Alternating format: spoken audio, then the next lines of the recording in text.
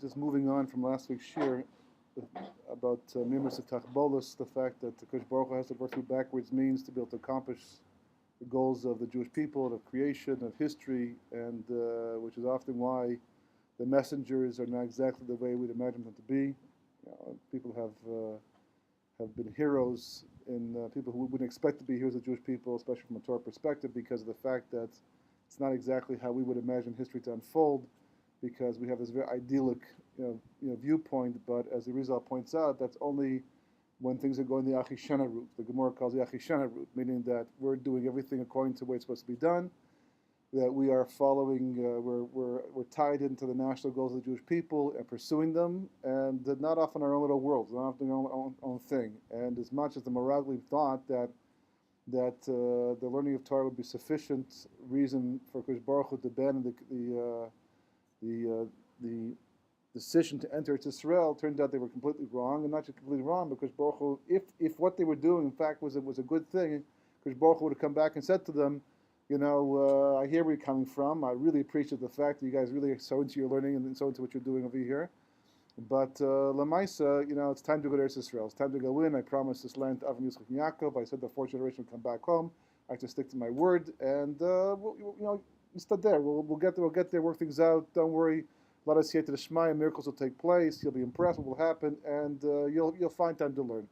But Akash Baruch Hu did just the opposite. He came back and he lowered the boom in a big way, and they were shocked. And they were shocked because they had thought they were doing a mitzvah. There's only two possibilities. Either you're coming back and you're being suicidal, because they just saw in Parashas Shlach, how Miriam and Aaron got in trouble for speaking lashon hara about Moshe Rabbeinu, and the safsuf, caused the whole problem with the food, the slav and the meat. They've seen the whole history of what happens when people go against the word of HaKadosh Baruch Hu. It's not like there's second chances in these things. In which case, anybody who thought they were doing the wrong thing would hesitate. It's like Korach this week's Parsha. You have to hesitate. You have to think twice before you step out and do something. Put yourself on the line, because when you make a mistake in the midbar, it's immediate. The impact is immediate. And there's Man Beis Hamikdash also. A person spoke lashon hara, there was saras. The impact was followed right away. So therefore, you had to really think twice before you did something. Today, as Rashi points out, the whole Indian of Hester Panim is not that Kosh Baruch Hu has gone away. Just that Kosh Baruch Hu has separated the cause and effect. Basically, you create the cause, he creates the effect. But it can happen that a person speaks lashon hara and only gets punished 2 weeks later, only gets the musar 2 weeks later, and not. So how can you possibly learn from something? So Kosh Baruch Hu says you lost that schus. When you lost the Beis Hamikdash, you lost that schus. Now basically, it's like the Tikkun's on me. I have to take care of it. It's all about Tikkun now. So Kosh Baruch Hu will put us through Yisurim. Most of us have no idea what the Yisurim is for, why we got it, what we did. How many times you go through something in life, and you know exactly that happened because I did X, Y, and Z last week. How many times have people figured these things out? You're even dissuaded sometimes. You're even persuaded by Rabbanim not to work it out because you'll get the wrong idea, the wrong impression, make the mistake. You won't. Kosh Baruch Hu, he's got his cheshbonos, and therefore whatever he does, he does. Your job is simply to do the best you can to keep Torah mitzvahs, and he'll work out the tikkunim. That's not the way it always was. But it could even be, for the sake, as a Rizal points out, a vera gereda vera, and all the punishment that comes with it, can also span lifetimes. Not even just in this present lifetime, you did something to warrant what you're going through. It could be from a previous Gilgul or 2 Gilgulim ago, and he brings examples of this. So it's so complicated, so complex, that basically that we're just simply, he does what he does. He's always just, he's always fair. Just do the best you can to be the best Torah Jew you can possibly, make yourself into, and he takes care of the tikkunim. But in the midbar, it wasn't like that. In the midbar, it was swift. The divine presence was hovering above. You had the Miriam, the man, you had the enemy covered basically, and you made a mistake and you got burned on the spot. It happened right there. You got the slav, and it killed you, right? The atava, right? They were burned up. It happened immediately. So if you're going to put yourself on the line, you better be pretty sure. And still Korach. It's already like 39 years later since what happened in previous Parashot. There's a jump of time. In a sense, Korach, he left with them, so he should have remembered. But time had passed since the last time there was a major episode, so maybe he forgot. But everybody else that went along with him. You got to be very, very, very, sure of yourself before you're going to challenge Moshe Rabbeinu. and HaKadosh Baruch Hu and all these things. He does it anyhow, and you see what happens. Moshe comes out, the covenant comes back, the Shina comes back. Moshe says, if you're wrong, this is what's going to happen, and boom, it happens, just like that. So, when the Meraglim come back and they do what they do. Either they were like, just put placards on yourself that say, "Hit me, God." It's just like, where's that lightning? It's going to come down any second, because if you're making a mistake, that's it, you're finished. And if you're not making a mistake, it has to be that the assumption has to be that in somehow rejecting the land, there was a mitzvah involved. And if that's the answer, and obviously it is the answer, there's a few explanations to why that was the case. One measure says because they wanted to keep learning in a not very ideal situation. In the midbar, it was more important to them to be able to maintain their learning sudarim in the comfort of the midbar, because Baruch Hu created an artificial environment, but maybe you can be convinced to continue that artificial environment. Second of all is that, since the Baruch Hu makes, through Ozlokim, right, that the Baruch Hu makes his strength dependent upon the spiritual level of the Jewish people, and they were basically saying, look, Hashem, you're all powerful, but since you make your strength dependent upon us, and we're not holding on the level we're supposed to be holding on, so we're going to weaken you. So rather than create a chil Hashem of losing the battle to the 31 kings of Canaan because of us, right? But you'll look weak because that's the way you run the world. Let's stay in the midbar a little bit longer, strengthen ourselves, and then go when we can finally win it. Because Baruch Hu says he rejects everything. Whatever the reason is, whatever mitzvah they thought they were doing, because Baruch Hu saw things not just a little bit different, 180 degrees different. That's a scary thing. That's a scary thing. It's scary to think that you could be somebody who's mamash, that you can be leaders of the generation, that you can be people who are learning Torah, and you got it, mipik vura, okay, vis-a-vis Moshe Rabbeinu. But you experienced Har Sinai that you could be so close. It's called Dor Deya, because Chazal said there's never a generation like them. There'll never be a generation like them, until after Mashiach is come and change the world. These were unique people with unique abilities and unique experiences, and they could make such a mistake, such a catastrophic mistake. And the warning in this is, don't think for a second this is limited to them. Where's the Gemara? In Tainus, right? It's amazing when people think of the Meraglim, they don't think of Tisha B'Av. They don't. The connections doesn't come up. How many Divrei Torah did you read this last past Shabbos, or have you gone to drushes on Parashas Shlach and you heard people get up and talk about Tisha B'Av? Maybe Mamel and Tisha B'Av they'll talk about the Bechias Chinam, but the connection is not in people's minds. If the Gemara says very clearly that they came back on Tisha B'Av, of course Baruch Hu arranged it. Kabbalistically, there's a reason why they came back on Tisha B'Av. It has to do with what happened, pre-creation. But they came back on Tisha B'Av. That's the night they cried for no reason. They cried for a reason. They were scared. What do you mean, Bechias Chinam? Why is it called for no reason? You know why it's called for no reason? Where should beat the Chon? Because Baruch Hu says, if he says, I'm not going to go with you, like Moshe says to the Meraglim after, the generation of the Meraglim after they got their punishment, and they say, we're going to go anyhow. So Moshe says, we're not going with you. The Aaron's not going with you. Because Baruch Hu's not going with you. You're going on your own over here, and you're going to lose. You lose the battle. So then, there's what to fear. But if HaKadosh Baruch Hu says, I'm going with you, I'm taking you there. What's the question? Where's the fear come from? Where are the sfeikis? What's the source of all that doubt? So therefore, it's chinam. It's wasteful. There's no basis for it. Because I promised you, and I'm taking you there, Hashem says. Right? And so HaKadosh Baruch Hu says, this is existential. This is not local. This is not a local problem here. This is not just a generational problem here. This is an existential threat to the Jewish people, the whole history of Klal Yisrael. So much so that Tisha B'Av, from this point onward, is going to be a day of infamy, a day of destruction. The first base of Mikdash will be destroyed on this day. The second base of Mikdash will be destroyed on this day. Why? Because, as an onish? Why should future generations suffer the loss of the Batei Mikdashos because these guys rejected the land? Why? What's the Makasher ben Zelazeh? So the answer is, it's not a question of a punishment that's being spread out to future generations. The Gemara is warning us by telling us whatever they did wrong there, if we don't fix it, if we don't eradicate the problem at the root, it's going to come back every single year, all the time, all through history. And you know what? Even worse, just like Yosef warned his brothers, I won't go through the whole thing right now. We did this in the past, right? That's okay, Rob. We're here. Now when I get a little further than here, but he says Meraglim Matem, right? The Arizal says Meraglim Matem, accuses of being spies, and the Arizal explains that's an allusion. When he says Meraglim Matem, he's warning his brothers that you will be Meraglim. As the Arizal points out, in the 10 Shvatim, that if Yosef's brothers come back as Gilgulim in the 10 Shvatim to go out in last week's Parsha to spy the land. And Yosef is telling him, because the Medrash says all that happened to Yosef is going to happen to Sion. So therefore Yosef's saying, if you don't fix your problem today of misperceiving things, you look at me and you rejected me. You say to yourself, how is it possible that the Hashem could work through someone like Yosef?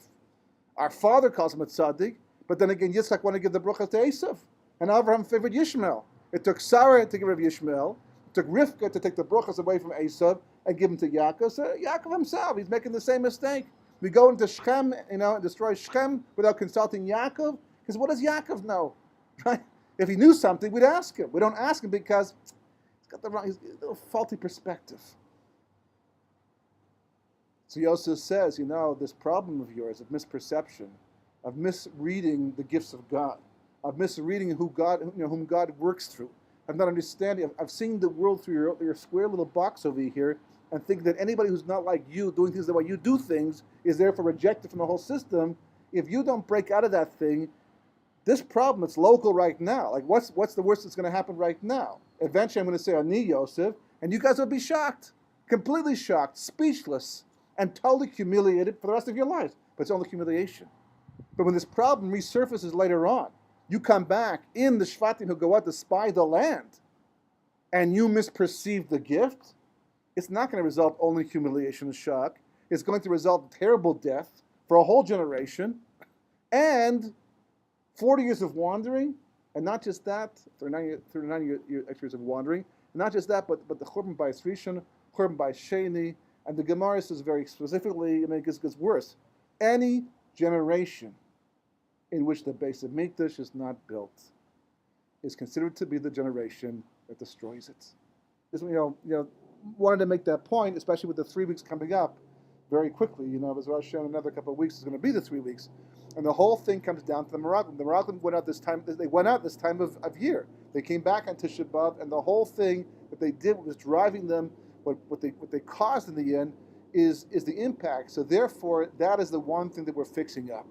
Until the base of Mikdash comes back, whatever it was that was behind the Meraglim, the chet that they created, is in every generation. Every generation, and the moment you don't even know if you have fixed up the chet of the Meraglim until the base of Mikdash comes back.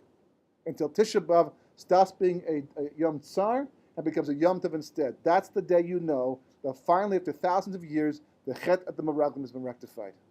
Yeah. Anyhow, so the point up until now basically has been, the book is called Drowning in Pshat because the idea has been is that the mistaken perception of reality, just like the brothers didn't understand Yosef, who he was and what his role might be in Jewish history. As the Medrash points, all that happened to Yosef will happen to Sion, which means exact same as what happened again. Historically, the Jewish people would not recognize what Sion was going to be when HaKadosh Baruch Hu tried to give it to us. I mean, think about it. It's a mind-boggling thing that we could look the future in the face like that and reject it and think we're doing the right thing by doing it. And how it's even more mind-boggling how we can read that same parsha year after year and not connect it up to the way we look at things today in our history and over the last couple of thousands of years. But the bottom line is that it's because we live in the realm of Pshat. We drown in Pshat, meaning that there's different levels of Torah. We began with that Pshat, Remez, Drush, and Sod. On a Pshat level, Pshat, as much as people think put it this way, it's the simplest explanation of what's going on in a pasuk or history, but it's not the most accurate. It's not the most accurate. The same way, for example, that somebody is driving along a road, it's bumpy, it's got potholes, right? And you don't want the horses to break their hooves, or you got a flat tire either for that matter. So you fill the potholes in. But you haven't necessarily solved the problem. You just made the road smoother. So here's a pasuk that on a pshat level doesn't make sense. We read it that way because you have no choice. But once you know sod, once you know the son of it, so then you can go back and read the pasuk literally, the way it's meant to be read on an ultimate level. The truth is, had we not done the luchos, had we not done the Egel Zahav, and Moshe Rabbeinu had been able to bring down the luchos Rishonos, that is the only level of Torah we would have learned. Pshat's only necessary because of the Egel Zahav, because the Jewish people lost the level they achieved by saying Nasa v'nishma. By saying Nasa v'nishma, we got back to Adam before the Chet. We are ruined to be in Gan Eden. In Gan Eden, there's no Pshat. There's only Sod. Pshat, Ramas Drush, is what fell out, right? As the worlds descended because of the Chet of the Yitzadas Tavara, Pshat came out. You had to all these levels to build back towards the Kodesh Baruch Hu. So, having said that, right, a person must understand this is what's going on in everyday life. In everyday life, people are missing the point about history, about what's taking place, what Kodesh Baruch Hu has done for us. Here we are, sitting in a country, right, that's 64 years old? Is this 64? Right, 64 years old, basically, and miracles abounding, and clearly, after 2,000 years of being in exile, and the land being, laying foul, and even though people came here the entire time, it was being conquered one nation after nation. And they always left in the end, either because they were conquered or because they could not make this place prosper.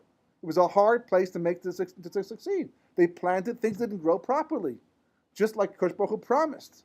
And finally, after the Holocaust, this whole thing, happens, against all the odds, to the point that even that the UN votes to give the land to the Jewish people as a homeland, even though the British originally only wanted to give us a place as a homeland, but not as a country, official state, to the point that the president of the United States of America, who becomes president also through unusual means, and they come to him, and they say to him, and the State Department is against the formation of a state because of all that's going to happen with the Arabs and the British, etc., etc.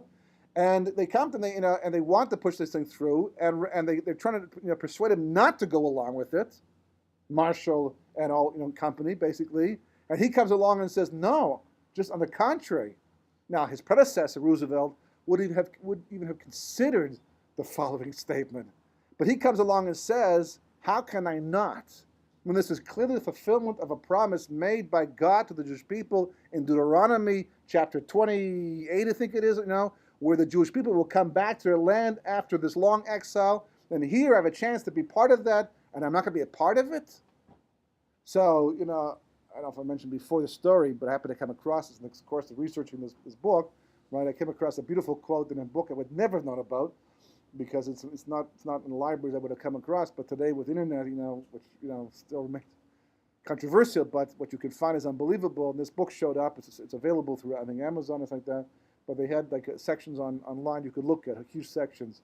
And this is a description of when Chief Rabbi Herzog came to Truman after he already had helped push through the acceptance of the State of Israel through the UN, and he came to pay tribute to him, to thank him.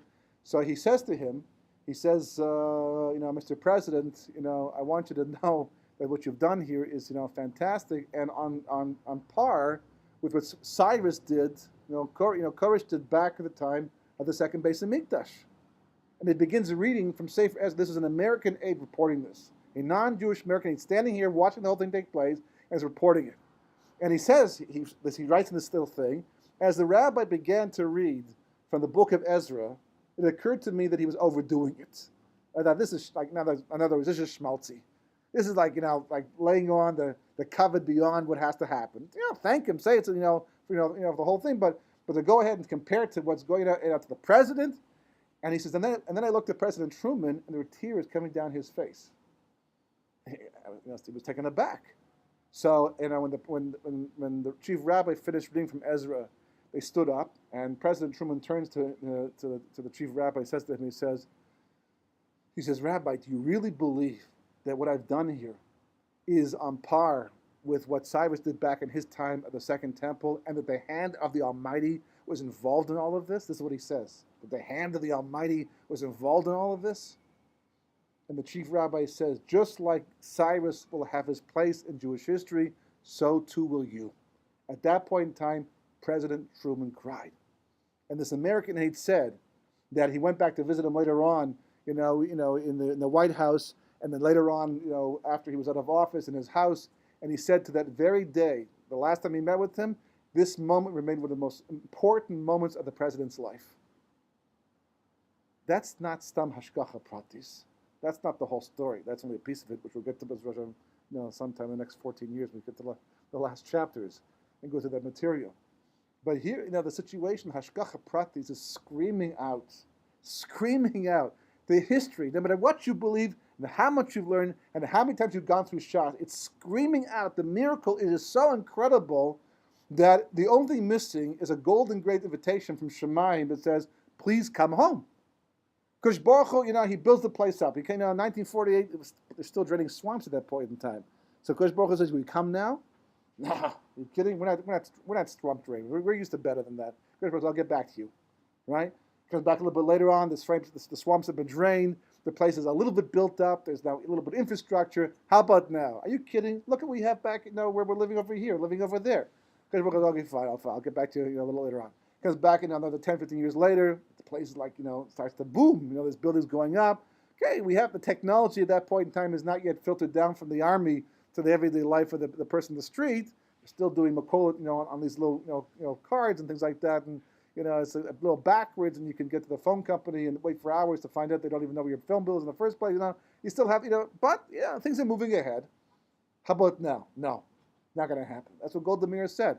Forget about the American Jews. Go after the Russian Jews. They're suffering. They'll be interested maybe in getting out. But the American Jews is not going to happen. Not fast. Not right.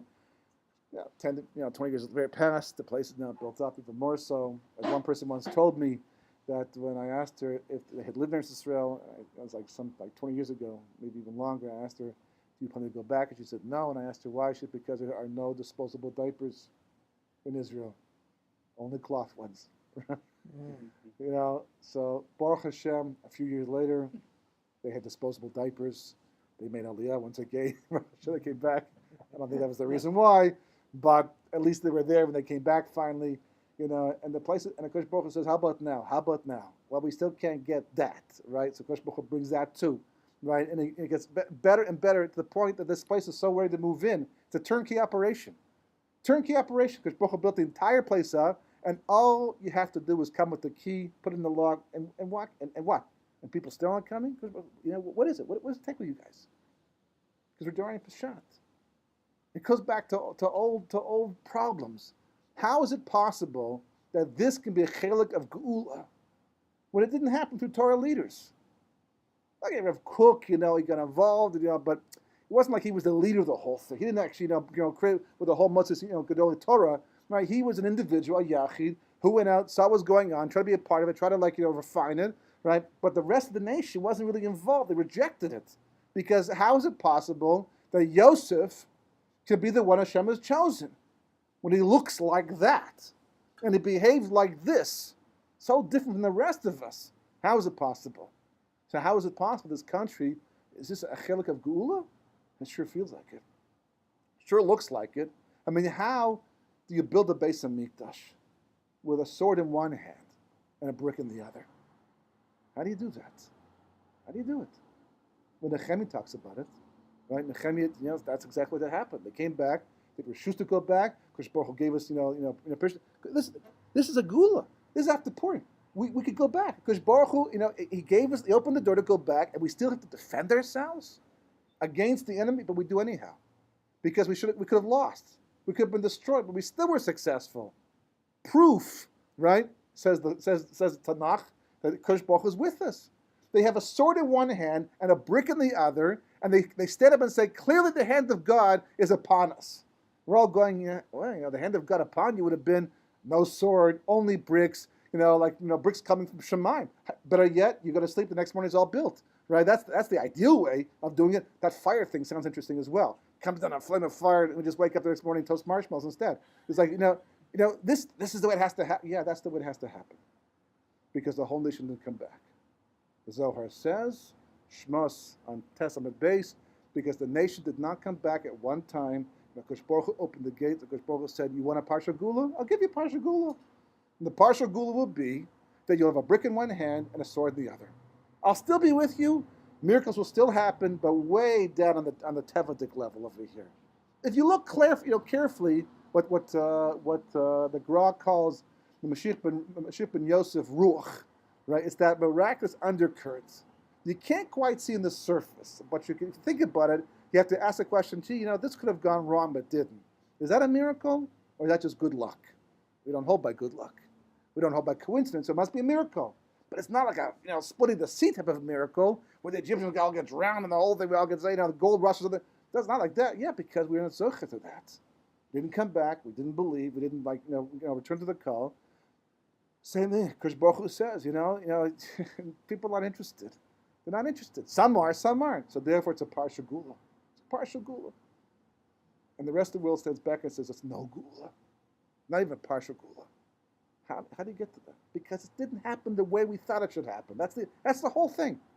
It didn't happen to the people through whom we thought it should have happened. It didn't happen in the way that we thought it should happen. So therefore, that's proof that it's not the real thing. It never happened. It never happened. In the end, But it did happen. on a Pshat level, you're right. On a Pshat level, that's true. But on a Remez level, there are questions to be asked. Right? On a Drush level, the questions get very big after a while, till eventually realize Pshat can't be right anymore. And on a Sod level, are you kidding? This is the only way it could have happened. For this to be the Geula, given the circumstances, it's the only way it could have happened. So therefore, is that 9:35? You watch there? Yeah. 9:40. So therefore, now you understand based upon You're not that. getting paid by the minute. No, I'm not doing it because of the minute, because I don't keep you as a... Okay, so having said that, basically, so now we can appreciate what the Gemara means. Or the Gemara, actually, that's the pasuk, how the Gra explains the pasuk. The pasuk says that after the Jewish people defeated Amalek in Refidim, so there's an unusual lashon. It says, because Baruch Hu tells Moshe Rabbeinu to place this into Yeshua's ear. Biznei Yeshua. Speak this into the ear of Yeshua. Now, it's unusual. Just say, tell Yeshua that this is what has to happen. What do you mean, place it into his ear? So again, this is an unusual way of saying something. So Rashi is forced to explain it, to come up with the Pshat. That basically means be careful about this, make sure he understands this. It's a very serious thing. But the Gra comes along and says what it really means on a Sod level, which is really the true Pshat over here, is the gematria, the word Baznei, is actually Sod. So the Gra says the only way to defeat Amalek, this is talking about the future of defeating Amalek, right? So the only way to defeat Amalek is B'derech Sod. That's what the Gra teaches, his Talmidim. Yet the only way at the end of history to defeat Amalek is going to be B'derech Sod. Now that fits very nicely with what the Zohar says. The Zohar says,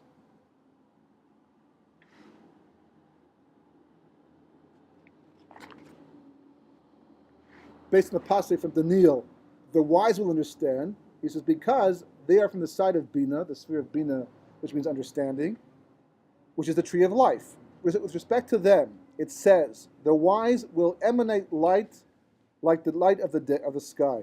Again from Daniel. With this, meaning what? With this book of yours, this is Moshe Rabbeinu, this is Rei Mehemna. Rei Mehemna means Moshe Rabbeinu taught this he's the Rei Mehemna.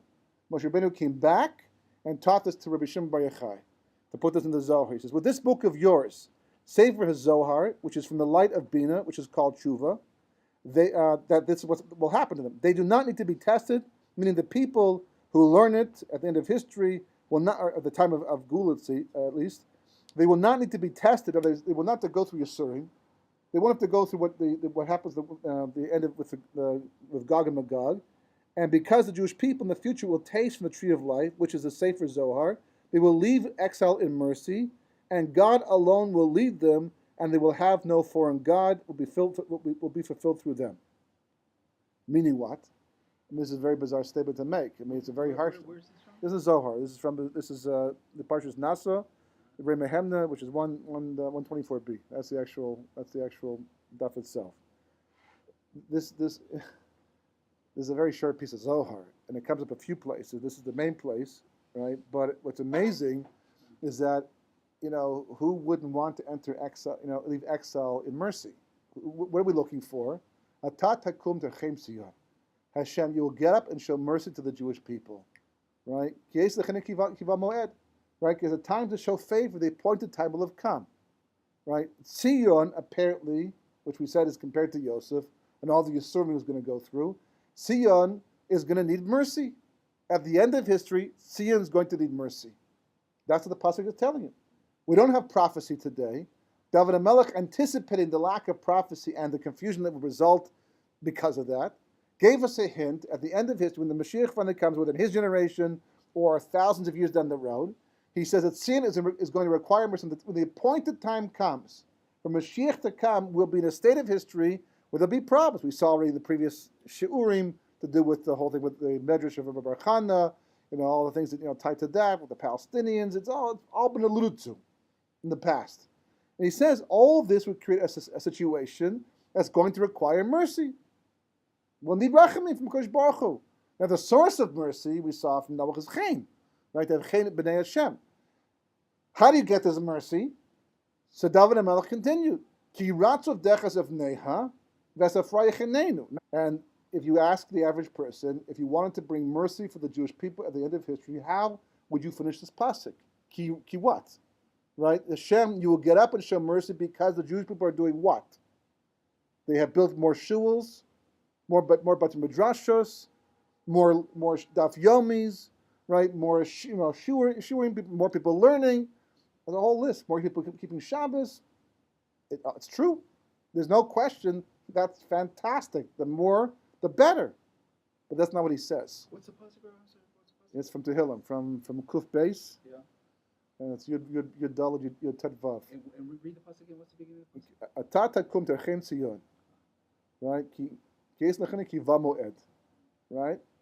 So how does he finish off David Melech? Bizarrely, he says, Ki ratu of dechas of neha v'safra yechenenu.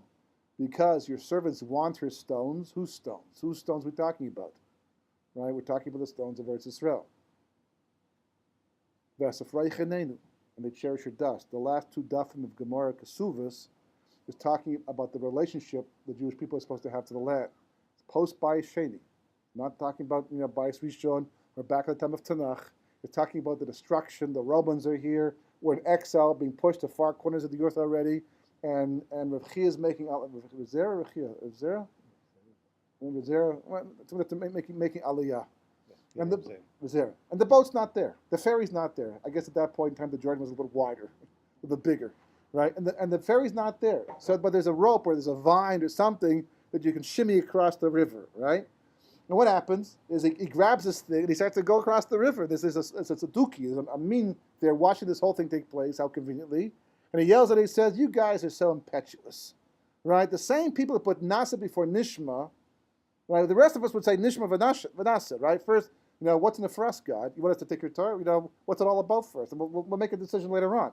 But you guys go ahead and put Nasiv and Nishma. You can't even wait for the ferry to get across the river. You're impetuous. So he answers back. He says, the land that Moshe Rabbeinu and Aaron and Cohen were unable to enter, I'm going to wait and take a chance that maybe I won't get there. Chas v'chalila. There's another way. I'll go. A little bit of a zoyin doesn't make a difference. It's Eretz Yisrael. Other Tanoim, they were learning this, learning outside. The sun all of a sudden, came upon them. They moved someplace else where there is shade. That no one should say, "Wow, it's so hot over here in Eretz Yisrael." And other Tanoim, you just roll in the dirt, just like kids do, right? So they roll in the dirt because that's the way they said. I wouldn't do this in Bavel, right? But in Eretz Yisrael, I would. It's the dust of Eretz Yisrael. That's what he writes. And you look at the world today, and you say, there's not a lot of people who appreciate that, who believe in that. Who feel that way.